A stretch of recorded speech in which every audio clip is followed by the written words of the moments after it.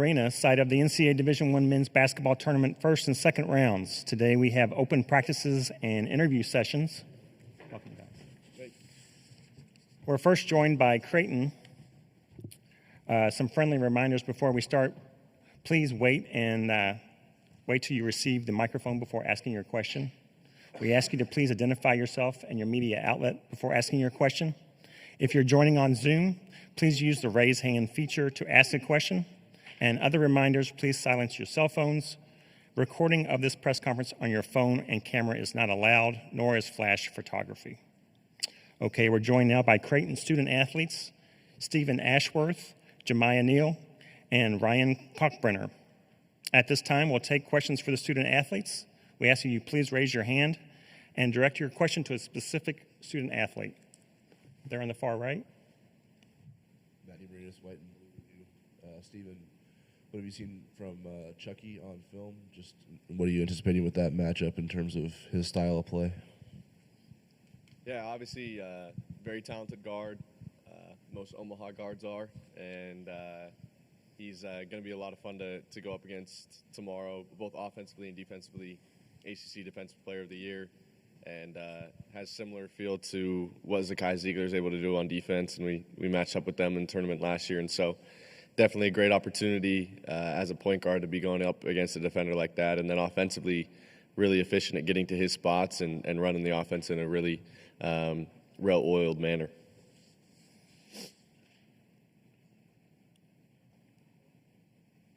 Question in the front. Gary Graves, Associated Press. For Stephen, I guess playing in a conference, playing in the Big East with a school like St. John's and the kind of year that they had, how was the challenge of playing against them? How did that kind of prepare you for this experience in terms of having to face Louisville and possibly Auburn in the second round? Yeah, I definitely think that conference play in the Big East is something that we take pride in as being a part of that conference and just what it means to be a part of the Big East and the history that is there. And I think that personally last year we were competing against a team of UConn who obviously was back-to-back national champions, and similarly to what St. John's did this year, won the regular season, then won the tournament. And I think that unfortunately we were on the opposite end of both of those in my 2 years at Creighton. But at the same time, there's a lot to take from that and just the experiences you gain from the games played, and then also in the Big East tournament, going to a site in New York City where St. John's is obviously from, and now coming to a site where obviously our opponent is very close and familiar with the arena and the city. And so there's some of those things outside of the actual game that I think have also prepared us mentally as a team to make sure that when throughout the game we can stay together and make sure we can absorb runs and then also continue to go on our runs as a team. So I think in short, it definitely prepares us well for what March Madness brings.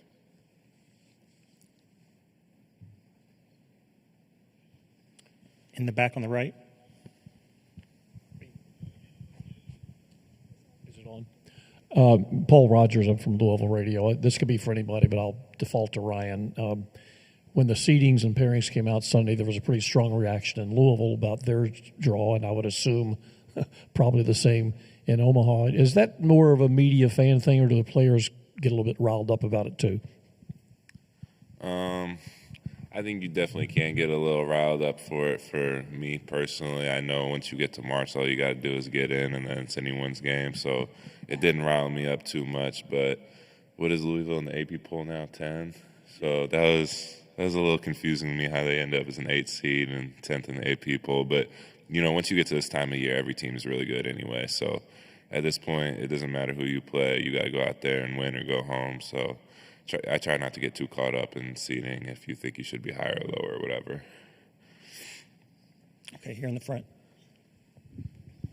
For Jemiah, I hope I'm pronouncing it right, but when you look at Louisville on film, what's the main thing that really stands out as the biggest challenge to shut down, and how do you feel like you all can answer that? I would just say their play style. They have kind of like a sense of nastiness to them, especially on defense, as far as how they play, being in gaps, being able to rake, being able to speed teams up and stuff like that. And on offense, I would say the guards are very patient. They have a complex offense where it has a lot of flares and screens, and it's definitely going to be a challenge. But I think, like Steven said, I think the strength of our schedule has kind of prepared us for things like this, and now it's time to just go out there and perform. Second row. Cameron Drummond with the Lexington Herald Leader. Ryan, this question is going to be for you. Obviously, the expectations that Louisville is going to have a lot of fans here for the game tomorrow. I know you guys are going to travel plenty of people as well. But just in terms of approaching the game where you think it might be a significantly pro crowd for the opponent, are you guys approaching this with any kind of road game mentality or falling back on some of the road game habits or tendencies that you guys built throughout the course of the season? I don't know if you necessarily build road game tendencies. I think, especially with a team that's as experienced as our team is and as close as our team is, you just know with road games they're gonna go on the run, the crowd's gonna get into it, and we know how to handle that. We know how to stay together, and you obviously don't want to plan for a 10-0 run, but that happens in college basketball. So you just handle it and move on. I don't think there's anything special we have to do, especially, like I said, how close this team is. We don't really get rattled by all that stuff. So, I mean, like Steve was talking about just a few minutes ago, we played against St. John's in Big East Championship, which is essentially a road game for us. So if we can play in that environment and get used to that, then, we can play in lots of environments. Third row.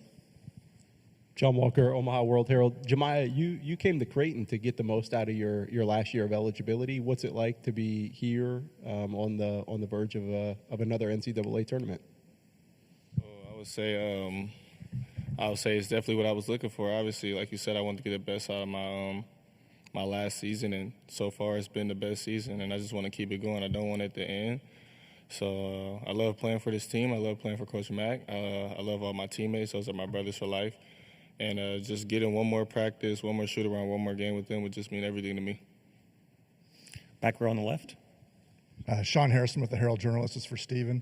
Just wanted to get your thoughts on Utah State being at the same site as you guys this year, and if you keep in touch with any of those guys that you used to play with.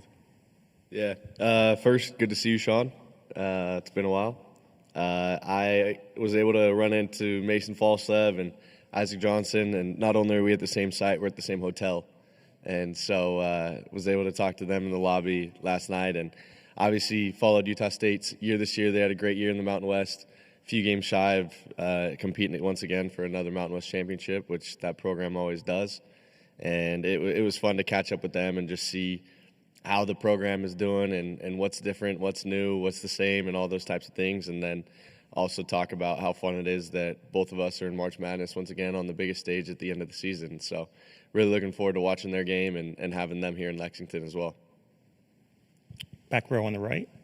Yeah, hi, Rick Bozich from WDRB in Louisville. I apologize if this has already been asked. I just got here. I know Louisville, there was a lot of consternation or indecision about where they were seated. When you guys saw you were a 9 seed, what was your reaction?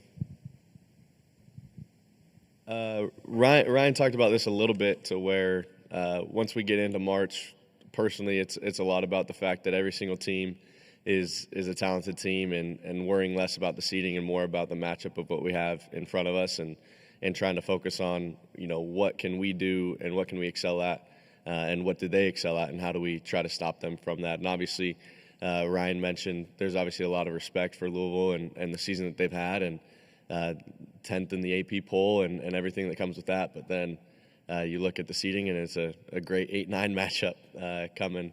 And so we're excited for it, but at the same time, I think media and fans probably jump on those narratives a little bit more than the players do. Any other? Second row on the right. Yeah, for Ryan, where'd you get the 99 shorts that you wore for the send-off yesterday, and was it intentional given the history of that uniform? I got those from Johnny my freshman year. I don't know where he pulled them from, but honestly, I thought they just looked good with the jacket that we got yesterday. But it was cool to wear them. Obviously, there's a lot of history for that era, especially with Kyle Korver and all those guys. But yeah, I thought it looked good and ended up being a good match. Back row on the right. Stephen, your 3-point numbers are very similar to Rain Smith's, but you shoot a ton of free throws. Can you kind of talk about your game inside and outside? Yeah, obviously, first off, watching his film, he's electric behind the 3-point line and similar numbers, and I think he's even missed a few games lately, and so his 3-point numbers would be even higher, obviously, if he played in those games. But personally, it helps having guys like Jemiah and Ryan by my side to not only get me 3-point attempts that are clean looks and good opportunities for our team, but then in the pick and roll with Ryan and just the threat that he is at all times, it gives me a lot of opportunity to where the big men are more worried about him, and then if I can get to the rim, they're typically late, which is going to end up being a foul. And so allows me to get fouled in the pick and roll and then get to the free throw line. And it's something that obviously I've been in college basketball for a few years, and my 3-point ability has kind of kept me at the level that I'm at today, and wanting to improve and get to the free throw line was kind of that next step because of just all of the analytics that it shows to being an even more effective and efficient offensive player. And so something that I focused on a little bit this year and have been able to, and then also at the same time realizing that in college basketball, once you get to 7 fouls, you're going to go to the free throw line if you get fouled again. So with the ball in my hands a lot, trying to be aware of when a defender might be too aggressive out on the perimeter and trying to draw fouls to get to the free throw line for my team as well. We have about 3 minutes left. Back row on the right. Yeah, Stephen, Louisville's best player most of the year has been Chucky Hepburn as a point guard. I don't know if you'll be matched up with him or not. Just your thoughts on watching him and on video. And he's from Omaha. Do you guys ever see him at all? Have you ever seen him in the summertime? Yeah, Chucky came back this summer and was obviously in the middle of his transfer process, and we played pickup a few times over the summer and got a firsthand kind of look at how talented of a player he is and how good of a defender he is. And so obviously that's going to be at the forefront of our minds, just the amount of times that he's able to deflect passes and disrupt offenses with his defensive ability, and then offensively gets to his spots really well and navigates the ball screen and runs the offense at a high level. And so there's going to be a lot of focus on him and the talent that he brings. And then also the fact that, you've got other guys that maybe are even leading the team in scoring. And similar to our team, it seems like every given night there could be a different guy that is leading the team in a different type of way. So all hands on deck for sure. Great, gentlemen. Thanks so much for your time. We appreciate it. Good luck. Thank you.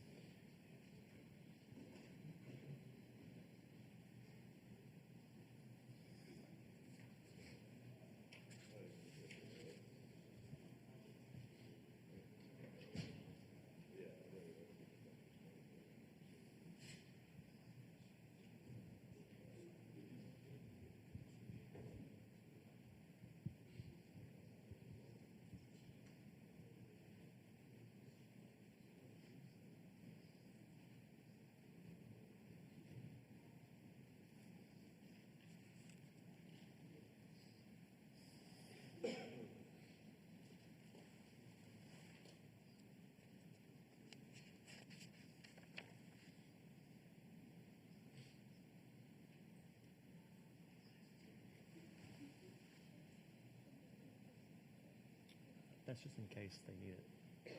But you can leave. Do you need it? You can take that seat.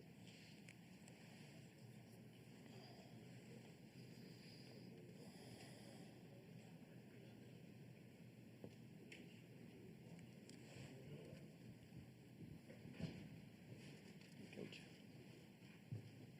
Good morning. It's right here. At this time, we want to welcome to Lexington Creighton head coach Greg McDermott. Coach, we appreciate your time. If you would please start us off with an opening comment, and we'll take questions afterward. As always, so excited to be here. You can't ever take the NCAA tournament for granted, especially this day and age with you're really rebuilding teams every year. Much more difficult to build a program than it used to be. So the fact that we've got some new pieces and went through some adversity in November and December with some injuries, really had to reinvent ourselves makes me even more proud that we're sitting here today with an opportunity to keep playing in the pinnacle of our sport. So really has been a very rewarding group to coach this year, and we look forward to going on the court against a very good Louisville team tomorrow. To media, please wait to receive the microphone before asking your question, and please identify yourself and your media outlet before asking your question each time. If you would, please raise your hand. On the right. Matty Marinas, White and Blue Review. Mac, with how good they are at scoring on pick and rolls, what's against your base defense especially, what are the keys to kind of being really sharp in terms of just dealing with that part of the game? Yeah, I mean, we have to do it without fouling. That's really important, and it has been to us all season. But Chucky's he's playing as well as any guard in the country. His ability to navigate those screening activities is elite. Because you have to respect him as a shooter and a scorer, but he might be a better passer than he is both of those, which is saying a lot because he's always been a good scorer. So, every time you make a mistake, he makes you pay for it. Our ability to really follow our rules and stay on point with the scouting report is going to be really critical. Fourth row on the right. Abby Gallant, the Creightonian. You talked a lot about the adversity that you guys faced with injuries. How important is it for you to trust the ways that you've overcome that this season when you come into March Madness? Yeah, I mean, it's huge, and you don't ever want to give up. You don't ever want to give in, and that's in life. That's in basketball. That was the case in November and December when we had the injuries. You just try to figure out a way, and that also happens during the course of the game.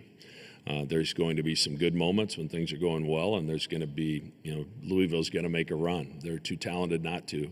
And how do you handle those adverse moments in the game? Usually will point you in a direction of how good a season you can have. Is how well do teams handle that? Do they stay together? Do they get over that play and move on to the next play quickly, whether it was good or bad? And this team has done a good job of that. They don't get too excited when things go well. They don't hang their heads much when things don't.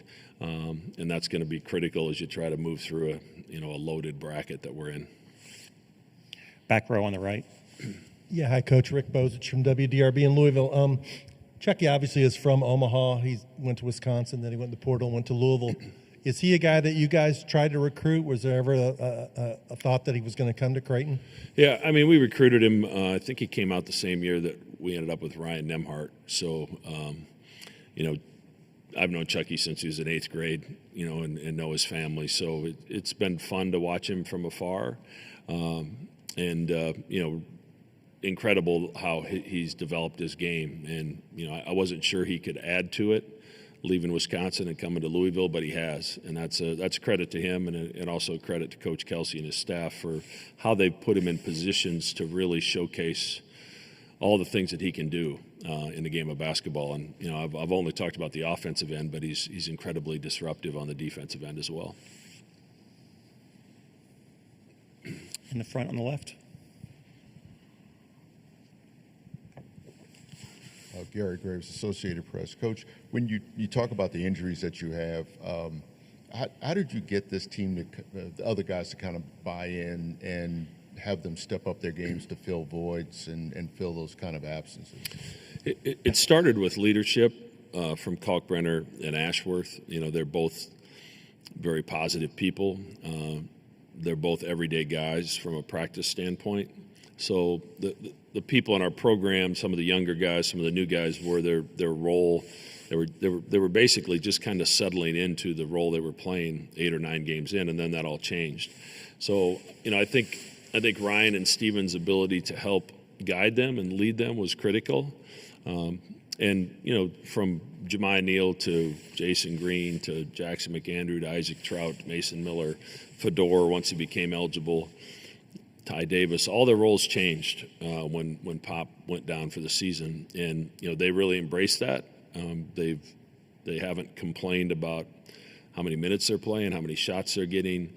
This team does not have a lot of ego, and that's why we're here, as they've stuck together. But it's been in large part due to the leadership in our locker room, and Ryan and Steven, on top of our coaching staff, instilling confidence in some of those other guys.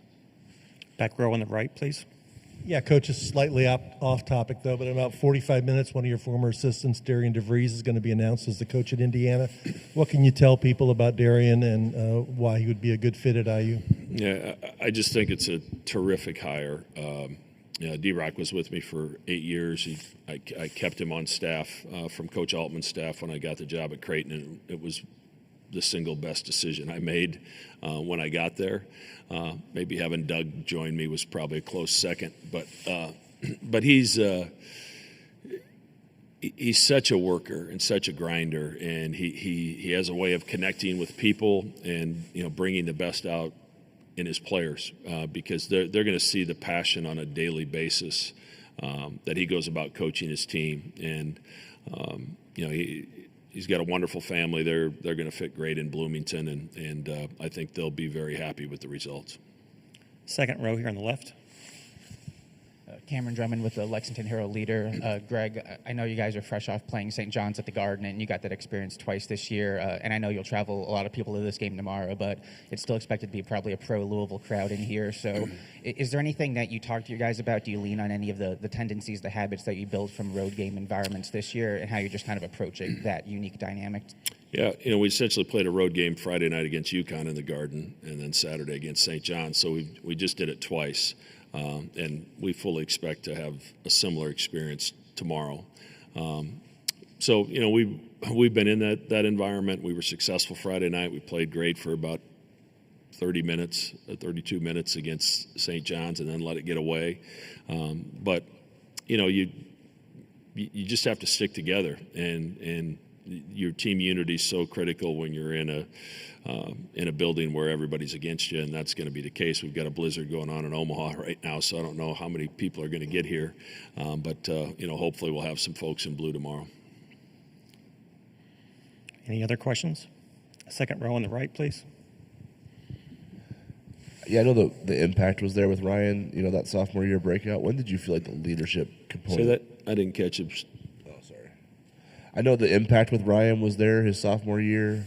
When did you feel like the leadership component clicked where you can start to trust him to kind of be, an extension of you on the floor? I think he took some strides last year, with Baylor and Trey, having been around. I think he was able to grow into it a little bit more during the course of the season. And then whether he liked it or not, he knew that this season he was going to have to step up because of so many guys in new roles, and that puts a huge onus on him to be an everyday guy, not just with his work ethic and showing up and doing everything you're supposed to do, but with his voice. And I don't know that he's not a rah-rah guy that's talking all the time, but when he speaks, everybody listens. And that's a sign of respect that he's earned from his teammates because of how he treats them. Back row on the right. Yeah, Louisville only won 8 games last year, 4 the previous year. When you watch them this year as you've gotten ready for them, what jumps out at you about what Pat Kelsey's been able to do with this group? Coach Kelsey's done an unbelievable job. They, like us, they kind of had to reinvent their roster because of injuries early. And you can see it from watching them in December and January to how they're playing recently, just how much they've improved and how guys have really embraced their roles. But he's very creative offensively, defensively. They do a great job trying to take away what teams are trying to do, and they look like they're having a blast. And that's a credit to Coach Kelsey and his staff that they've created a culture where they really truly look like they're enjoying playing the game of basketball. So, it's one of the best stories in college basketball from, what he did last year to where the team is today. outside of the fact that the number 10 team's playing in the 8-9 game. That's probably a pretty big story too. But we're the recipient of that, I guess. So, he's done an unbelievable job, and it's easier to turn around programs quickly than it has ever been. But it's not that easy. You have to do a lot of research to make sure the pieces fit. And, they've done a masterful job of putting that roster together that looks like they've been playing together forever. Back row on the left.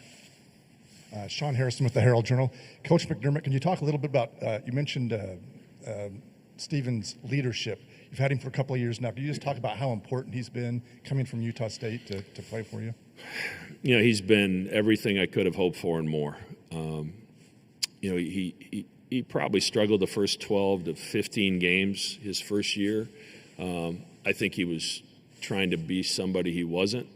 Everybody was obviously disappointed that Ryan Nembhard moved on to Gonzaga, and everybody became accustomed to what Ryan Nembhard did for our offense. And I think early Stephen tried to be Ryan. And he and I had a talk in the middle of the season. I remember it vividly. I said, just be Stephen Ashworth. That's what I recruited you to do and be. And once he did that, he's flourished. And he's improved in every facet of the game. His decision making, his defense. Obviously, he's always been an elite shot maker. But he's such a positive presence to his teammates on a daily basis. He doesn't have bad days, and he does everything he can to make sure that nobody around him has a bad day. And that's a sign of an incredible leader. Back row on the right, please. We have about 3 minutes left.